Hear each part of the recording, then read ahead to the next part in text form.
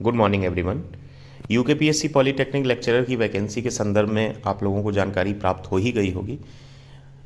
मैंने यूकेपीएससी एई में एक बैच चलाया था जिसमें लगभग 12 कैंडिडेट्स थे, जिसमें 8 कैंडिडेट अपीयर हुए थे, 5 कैंडिडेट रिटन में सिलेक्ट हुए थे, 2 कैंडिडेट फाइनली सिलेक्ट हुए थे। ये उस बैच का रिजल्ट रहा था जिसमें जीएस को स्पेसिफिकली पढ़ाया गया था और टेक्निकल वाले पोर्शन में गाइडेंस दिया गया था कि आप इस प्रकार से चीज़ें कर सकते हैं। ऑल्दो अदर बैचेज में टेक्निकल भी पढ़ाया जाता रहा है। एसएससी जेई के मेंस बैच अभी चल रहा है, उसमें टेक्निकल स्पेशली केवल वही आएगा तो वही पढ़ाया जा रहा है। तो उसको ध्यान में रखते हुए, चूँकि यूकेपीएससी एई का इसके पहले जो पेपर रद्द हुआ था उसमें भी एक बैच चला था जिसमें लोगों को हिंदी में मतलब बहुत बेटर मार्किंग मिली थी, 90+, 92+, 93+, किसी के 95 मार्क्स भी थे। और हिंदी यूट्यूब चैनल पर हिंदी फॉर एनी कंपटीशन, अगर इस चैनल पे आप जाएंगे तो एक प्लेलिस्ट में होगा हिंदी फॉर एनी कंपटीशन, उसमें 35 से 36 वीडियो हैं। अगर आप वो एक तरफ से देख जाते हैं तो 90% of the syllabus that is mentioned वो आपका कवर हो जाएगा। और मैं ये कहता हूँ कि 84 से 85 नंबर तक लाने की क्षमता विकसित हो जाएगी। अब वहाँ पर जो क्वेश्चन आया है, जो आपने पढ़ा है, उन दोनों को कनेक्ट कर पाना नॉलेज को, उसके बेसिस पे आप मार्क्स पा सकते हैं। अब यहाँ पर जो वैकेंसी है, चूँकि मैं सिविल इंजीनियरिंग से रिलेटेड चीज़ें डील करता हूँ तो सिविल इंजीनियरिंग की वैकेंसी की बात करेंगे। टोटल संख्या वैकेंसी की 103 है, जिसमें आउटर स्टेट चूँकि अलाउ है तो उसको 49 सीटों पर फाइट करने को मिलेगा। और जो स्टेट के लोग हैं, अगर फीमेल हैं तो उनको उसी हिसाब से रेशियो उनका बढ़ता चला जाएगा जिस हिसाब से उनकी कैटेगरी है।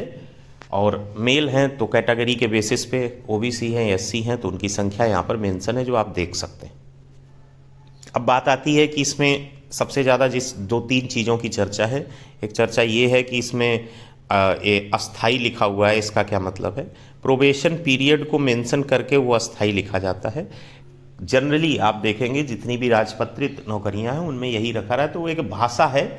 अगर आप 2 वर्ष तक कोई ऐसा कार्य कर देते हैं, जो भी प्रोबेशन पीरियड होता है उसमें आप अगर ऐसा कोई कार्य कर देते हैं तो उन्हें अधिकार होता है आपको इस नौकरी से निष्कासित करने का। तो वो उसकी एक जो डॉक्यूमेंट होता है उसकी एक ये भाषा है। इसको लेकर ये ना सोचें कि ये टेम्परेरी नौकरी है।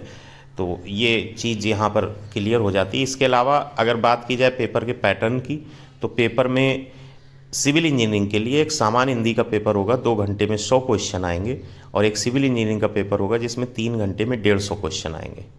ये इस पेपर का पैटर्न है। और इंटरव्यू आपका 50 नंबर का होगा। जो गेट और एमटेक गेट क्वालिफाई है वो आप ये सारी चीज़ें, गेट क्वालिफाई होना, एमटेक होना, ये सारी चीज़ों का कोई निश्चित अधिमान नहीं है।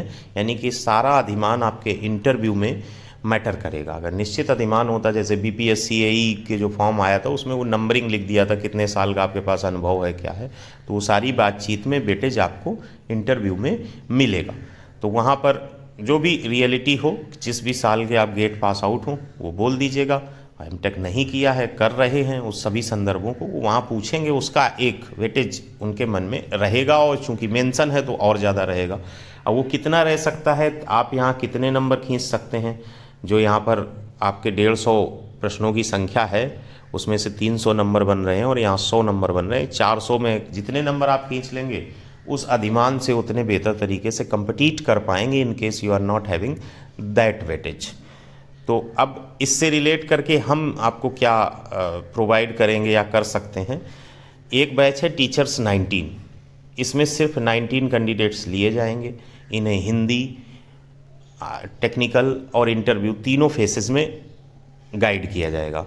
और एक बैच है वज्र, जो सभी ब्रांचेज के लिए है, उन्हें सिर्फ हिंदी के लिए गाइड किया जाएगा। टीचर्स 19 में 1 अगस्त से 15 अगस्त तक हमारी तरफ से सिर्फ और सिर्फ आपको एक तरीके का आदेश मिलेगा कि ये बुक से ऐसे पढ़ें।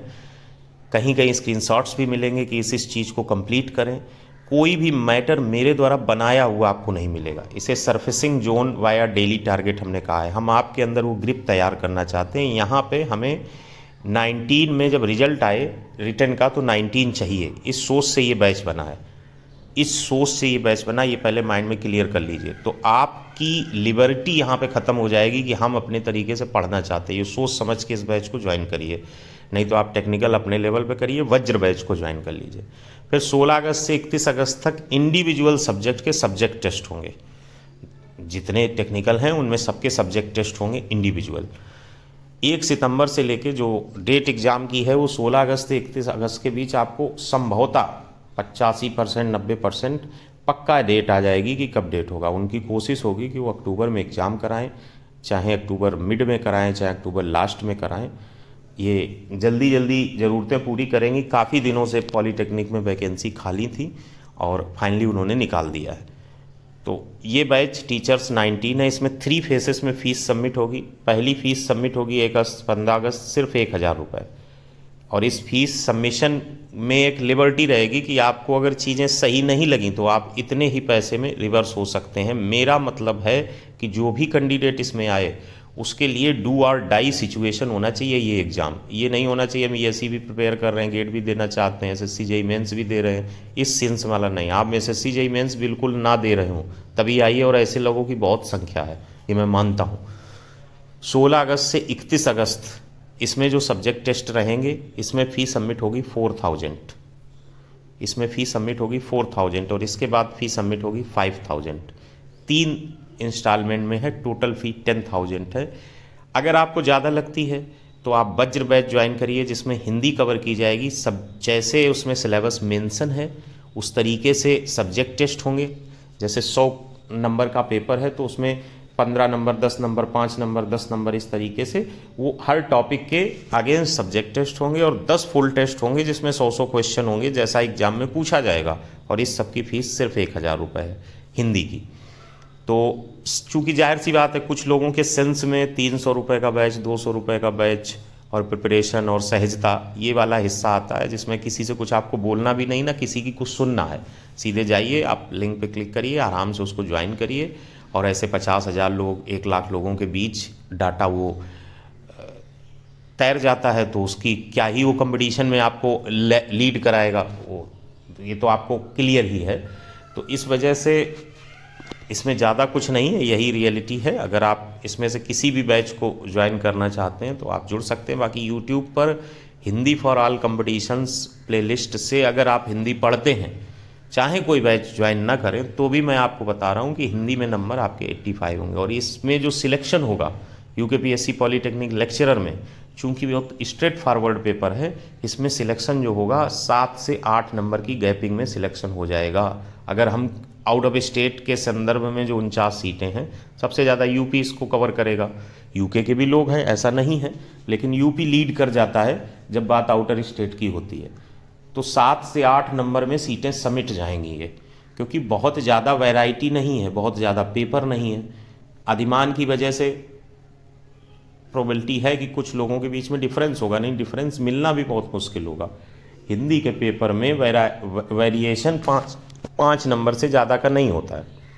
और टेक्निकल में जब यूकेपीएससी का नेचर सब लोगों को पता चल चुका है कि किस तरीके के क्वेश्चन आते हैं, तो उसमें आप 5 से 6 नंबर से ज़्यादा वेरिएशन ना मानिए। जब बात सिर्फ 49 लोगों को सिलेक्ट करने की हो, यही 490 हो जाए तो वेरिएशन आप 20 नंबर का मान के चलिए। तो इस चीज़ को दिमाग में रख कर अपनी प्रिपरेशन करिए, और जो भी आपको ज़रूरी लगे। तो इसमें जो सबसे महत्वपूर्ण है कि इस सब बैच को ज्वाइन करने का प्रोसीजर क्या है। इसको बैच को ज्वाइन करने का प्रोसीजर है, आप हमें 90 44 50 46 75 इस व्हाट्सएप पे मैसेज करें, I want to join which batch mention करें। हम आपको एक स्क्रीनशॉट और एक डॉक्यूमेंट सेंड करेंगे जिसके बेसिस पे आप इस बैच को ज्वाइन करेंगे, उस ग्रुप में ऐड किया जाएगा। आपको 1 अगस्त तक तो कुछ मतलब बोलना ही नहीं है। 1 अगस्त से 15 अगस्त तक आपको जो टारगेट दिया जाएगा, जो चीज़ें बुक्स खरीदने को बोला जाएगा, वो करना होगा। हम आपको उस दशा तक पहुंचा देंगे जहां से सिलेक्शन होता है। वो एक मेंटेलिटी, वो एक अप्रोच, वो एक ग्रिप, वो एक लगन, उस स्थिति तक तो ये आपके सामने है। और चूंकि प्रमाणिकता मेरे पास ये है कि यूकेपीएससी एई में हमने बहुत कम संख्या में 12 लोग लिए थे, उसमें 2 लोग अब ज्वाइन करके अपना वर्क कर रहे हैं। उसमें 8 लोग ही एग्ज़ाम देने जा पाए थे क्योंकि उसमें कुछ लोग एसएससी जेईई की भी प्रिपरेशन कर रहे थे। 1-2 लोग स्थिति में ही नहीं थे पेपर देने जाने की। उसमें से 8 लोगों में 5 लोग रिटर्न में हुए, जबकि कितनी ही सीटें थी यूकेपीएससी एई में, और 2 लोग फाइनली हो गए। और मैं ये मानता हूँ कि अगर आप अप्रोच अपनी अच्छी रखते हैं तो कितनी सीटें हैं, कितने लोग बैठ रहे हैं, एग्ज़ाम कहाँ हो रहा है, ये सब गौड़ हो जाता है। प्राइमरी ये हो जाता है आप अपनी अप्रोच या प्रिपरेशन के प्रति कितने लगनशील हैं। Thanks for watching.